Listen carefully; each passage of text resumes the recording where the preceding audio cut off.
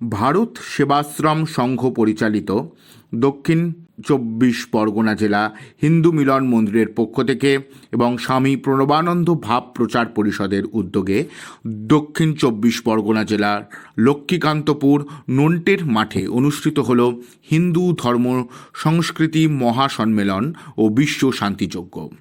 এই উপলক্ষে 25টি যজ্ঞকুণ্ডে মহাযজ্ঞের উদ্বোধন করেন ভারত সেবাশ্রম সংঘের কার্যকরী সভাপতি স্বামী পূর্ণাত্মানন্দজি মহারাজ। মহাযজ্ঞে অংশ নেন শতাধিক সন্ন্যাসী ও কয়েক হাজার সাধারণ মানুষ। উপস্থিত ছিলেন মথুরাপুর লোকসভার সাংসদ বাপি হালদার, স্থানীয় বিধায়ক জয়দেব হালদার, ভারত সেবাশ্রম সংঘের প্রতিষ্ঠাতা যুগাবতার আচার্য শ্রীমৎ স্বামী প্রণবানন্দজি মহারাজের 130তম আবির্ভাব বর্ষ উপলক্ষে 130 জন যুবক যুবতী শতবর্ষ উদযাপন করেন দ্বাদশ অক্ষর শিবসিদ্ধ নাম ওং হর গুরু শঙ্কর শিব শম্ভুর নামে মাঠ প্রদক্ষিণ করে।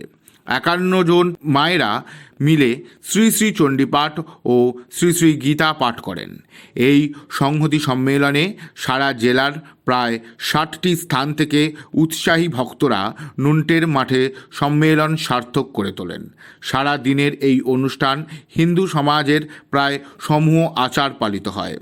কাশী বিশ্বনাথের বিভূতি, মহাকুম্ভের জল ও বাজিতপুরের বেলকাঠ আধ্যাত্মিক ভাবনার সাক্ষী হয়ে থাকল সারা দক্ষিণ 24 পরগনা জেলার সংঘের ভক্তরা। শেষ বেলায় অভিনব উপায় অবলম্বন করে 25টি যজ্ঞ অনুষ্ঠিত হয়। মায়েরা যজ্ঞ বেদী প্রদক্ষিণ ও একসাথে অগ্নি সংযোগ অতি আচরণ সিদ্ধ ছিল।